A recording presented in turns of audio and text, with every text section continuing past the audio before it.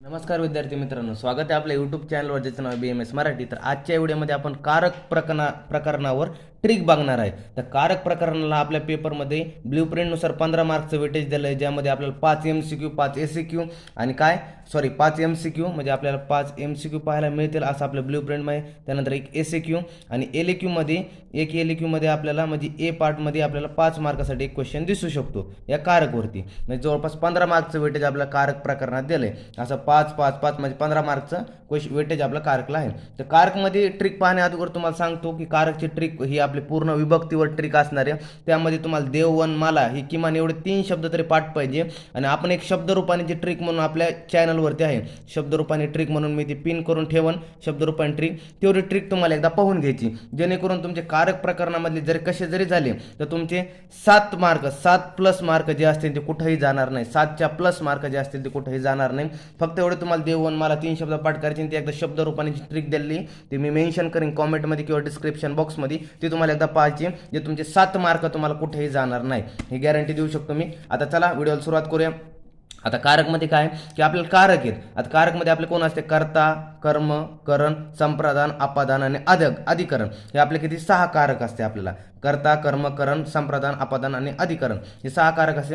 आता त्यामध्ये कसं असतं, आपल्याला जे कर्ता असतो तो प्रथम विभक्ती म्हणजे असतो आपले, म्हणजे कर्ता म्हणलं की प्रथम विभक्तीचा, त्या कर्म म्हणलं की द्वितीय विभक्ती, त्यानंतर करण म्हणलं की तृतीय विभक्ती, संप्रदान म्हणलं की चतुर्थी विभक्ती, अपादान म्हणलं की पंचमी विभक्ती आणि अधिकरण म्हणलं की सप्तमी विभक्ती. आता एक MCQ येतं की षष्ठी जी असते आपली, षष्ठी विभक्ती असते त्याला कारक नसतं. जी षष्ठी विभक्ती असते त्याला कारक नसतं, षष्ठी विभक्तीला कारक नसतं. हे कर्ता प्रथमा, कर्म द्वितीय, करण तृतीय, संप्रदान चतुर्थी, अपादान पंचमी, अधिकरण सप्तमी. आता ह्या विभक्तीवरच आपलं पूर्ण कारक प्रकरण चालणार आहे. ह्याच्यावर आपल्याला आता कसं सांगायचं, हे तुम्ही एवढे शब्द पाहिले, तुम्हाला शब्दावरून जर कोणताही शब्द आला त्यानुसार तुम्हाला शब्द जर कळाला, त्या शब्दाची म्हणजे ट्रिकनुसार कळाला की काय ही विभक्ती कोणती, शब्द रूपाने ट्रिक आणि देवन मला हे 3 शब्दावरून तुम्हाला त्या ट्रिकवरून कळतं की काय कळतं. बऱ्याच शब्द तुम्हाला लगेच जिथं तिथं कळून जाईल की या शब्दाची विभक्ती काय, आणि त्या विभक्तीवरून तुम्हाला लगेच त्या विभक्ती प्रथमा विभक्ती आली की कर्ता लिहून टाकायचं, द्वितीय विभक्ती आली कर्म लिहून टाकायचं, तृतीय विभक्ती आली की करण लिहून टाकायचं,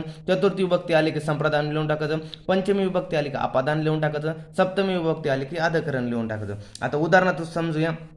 आता रामात आपण असा शब्द आहे. आता रामात हा शब्द तुम्हाला मी काय सांगितलं, देवप्रमाणे चालतो. रामात म्हणजे हा आकारांत शब्द आहे. इथं आकारांत शब्द असल्यामुळे ह्याच्यावर देवसारखा चालतो हा, त्यामुळं देवसारखी ट्रिक लागते. आता इथं काय रामात आहे ना, तर त्याच्या अगोदर काय ही रामात आकारांत शब्द. आता आपण एक सिंपल बनवलं इकडे ट्रिक आहे. आता ही पण एक आहे, तिकडे शब्दरूपांमध्ये तुम्हाला ट्रिक पाहायला मिळेल, पण एक बनवली साधी की आता कसं असतं, आकारांत शब्द जर आला त्यामुळे तुम्हाला राम देव असे जर आलं म्हणजे आकारांत म्हणजे काय, ज्यांचा शेवटी अने अंत होतो म्हणजे आकारांत. आता हे शब्द कसा आहे, राम प्लस म्हणजे हा आकारांत शब्द आहे, शेवटी ने ह्याचा अंत होतो म्हणजे अकारांत, त्यामुळे त्याला आकारांत शब्द म्हटलं. आता प्रथमामध्ये कसा असेल, जे शब्द कसा राम ह, तुम्हाला असा प्रथमामध्ये शब्द पाहायला मिळेल, जसं देव ह असा शब्द पाहायला मिळाला की प्रथमा विभक्ती म्हणायची. आता द्वितीय विभक्तीमध्ये कसं, त्या रामला कसं लागलं असन, म लागलेला असन, की द्वितीय विभक्ती म्हणजे रामम देवम असं द्वितीय विभक्ती म लागलं असन. तृतीय विभक्तीमध्ये तुम्हाला आकारांत शब्द आला की तिथं शेवटी न लागलेला दिसन, म्हणजे कसं न लागलेलं दिसन, रामेन तृतीय विभक्ती, रामे म्हणजे एन लागल्याने एक मात्रा आणि न लागल्यावर तुम्हाला दिसन. त्यानंतर चतुर्थी विभक्तीमध्ये तुम्हाला य लागलेला दिसन, शब्दामध्ये य लागलेला दिसन, जसं चतुर्थीमध्ये रामाय, जसं गणेशाय, तसं देवाय असं प्रकारे तुम्हाला य लागलेला दिसन आकारांत शब्दामध्ये चतुर्थी विभक्ती म्हणजे. आता पंचमीमध्ये कसं तुम्हाला त लागलेला दिसन, शब्दामध्ये त लागलेलं दिसलं कुठं पण आकारांत शब्दामध्ये, तर तिचा म्हणायची पंचमी विभक्ती. देवात, रामात, त्यानंतर काय गणेशात असं पैकी मग तुम्हाला त लागलेलं दिसलं कुठं पण की पंचमी विभक्ती. त्यानंतर षष्टीमध्ये स्य लागलेलं दिसन तुम्हाला, आकारांत शब्दामध्ये स्य कुठं पण दिसलं तुम्हाला की षष्टी विभक्ती म्हणायची. आणि सप्तमीमध्ये मे लागलेलं दिसन की एक मात्रा लागलेली शब्द असेल, त्या नुसतं एक मात्रा असेल, त्याच्यापुढे विसर्ग काही नसणारे, फक्त मात्रा असणारे, त्याला सप्तमी विभक्ती म्हणाले. अशा प्रकारे कुठचं राम शब्दाची ट्रिक होती. जवळपास तुम्हाला ह्यातले एखाद दुसरा एक्झाम्पल आलं तर पेपरमध्ये येऊ शकतं, आकारांत शब्दामध्ये तुम्हाला येऊ शकतं. आणि ज्यामध्ये आलं की तुम्ही ते विभक्ती ओळखली आणि किंवा आपण विभक्ती ओळखली आणि तुम्ही कारक जरी लिहिला, तुम्ही लिहून आले की तुम्हाला तर त्यापैकी तुम्हाला छान मार्क त्यामध्ये पडून जातील. तुम्हाला काय म्हणतो 15 मार्कपैकी तुमचे 7 मार्क तर कुठं जाणार नाही. या ट्रिकला अप्लाय करा. फक्त शब्दरूपानेची एकदा ट्रिक बघून घ्या. देवून मला हे फक्त 3 शब्द पाठ करून ठेवा. आता बघूया रामात. आता ते सांगितलं ना रामात. आता रामात कुठं आलं? पंचमीमध्ये आलं. रामात म्हणलं त लागलं की पंचमी, य लागलं की चतुर्थी, न लागलं की तृतीय, म लागलं की द्वितीय आणि राम ह विसर्ग, राम शब्द असेल विसर्ग, राम ह जसा शब्द असेल प्रथम, स लागलं की षष्टीमी, मे फक्त मात्रा लागला विसर्ग नसेल सप्तमी, फक्त आकारांत शब्दासाठी हे ट्रिक चालती अशा प्रकारे. आणि आपण हे शब्दरूपांमध्ये सगळ्या शब्दासाठी ट्रिक दिलेली आहे, एकदा जाणून घेऊया, बघून घ्या तिकडं. त्यानंतर काय म्हटलं रामात. आता रामात त लागलं ना, डायरेक्ट म्हणू शकतो ही कोणती असणार? पंचमी विभक्ती असणार आहे. आता पंचमी विभक्ती त्याद्वार कसं लिहावं लागतं? आपल्याला शब्द लिहावं लागतं राम, असं शब्द लिहावं लागतं उत्तरामध्ये शब्द राम. त्यानंतर विभक्ती कोणती? पंचमी विभक्ती.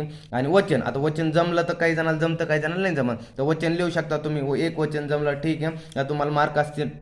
नाही जमलं तरी चालून जातं, कारण की आपण कारक लिहितोय आपण इथं. पंचमी विभक्ती एक वचनचा शब्द आहे हा. पंचमी विभक्ती एक वचन आणि कारक. आता पंचमीला आपण काय लिहिलं इथं पहा. पंचमीला काय लिहिलंय? पंचमीला आपादान तेच खाल्ल्याचं. पंचमी विभक्ती आपादान कारक. आता पित्रे. आता पित्रेमध्ये कसा आहे शब्द कसा होता? ह्याच्यापासून बनला होता. पिता शब्द मूळ शब्द काय होता? पिता शब्द होता. आता पित्रेमध्ये काय तिकडे आपण दिले शब्दरूपांमध्ये तुम्ही ट्रिक पहा. सगळ्या शब्दासाठी आपण ट्रिक दिली, तिथे तुम्ही एकदा बघून घ्या. नक्की व्हिडिओ तो पहा, त्यानुसार तुमचे 7 मार्क फिक्स होऊन जातील ते शब्दरूपाने ट्रिकवर. पित्रे शब्द आहे. त्यानंतर काय विभक्ती काय पित्रेची? काय चतुर्थी विभक्ती. आणि हा कसा एक वचन शब्द आहे. चतुर्थी विभक्ती एक वचन आहे. आता हे सांगितलं होतं चतुर्थी विभक्तीला काय लिहितो आपण? संप्रदान. सिक्वेन्स नाही होतं. कर्ता कर्म करण संप्रदान अपादान अधकरण. प्रथमा द्वितीय तृतीय चतुर्थी पंचमी षष्टी नसते, डायरेक्ट सप्तमी असते. चतुर्थी विभक्तीला काय म्हटलं आपण इथं? चतुर्थी विभक्तीला इथं आपण म्हटलं संप्रदान म्हटलं. चतुर्थी विभक्तीला आपण काय म्हटलं? संप्रदान. झालं संप्रदान कारक. संप्रदान कारक अशा प्रकारे. आता पुढं धेनवा. आता धेनवा शब्द काय? मूळ शब्द धेनू होता असं लिहायचं. मूळ शब्द काय? शब्द धेनू येतो. त्यानंतर मूळ शब्द. त्यानंतर विभक्ती काय याची? तृतीय विभक्ती होती जी. आता तृतीय विभक्ती एक वचन. आणि नंतर तुम्हाला जवळपास बरेचसे उदाहरणं असे पेपरमध्ये एक वचनचे जास्त पाहायला मिळतील. जास्त काही ट्रिकी येणार नाही. जवळपास तुम्हाला सोपं विचारलं जातं बऱ्याच वेळेस. खूप वेळेस तरी सोपं एक्झाम्पल खूप मोठे पाहायला मिळतील तुम्हाला पेपरमध्ये. आणि तृतीय विभक्तीला आपण काय कोणतं कारक म्हटलेलं आहे? करणकारक म्हटलंय. तृतीय विभक्तीला करणकारक. द्वितीय विभक्ती आली असते कर्मकारक. त्यानंतर सप्तमी आली असते तर अधिकरण. त्यानंतर चतुर्थी आली असते तर संप्रदान. अशा प्रकारे तृतीय विभक्तीला आपण काय नाव दिलं? कारण. कोणतं कारण?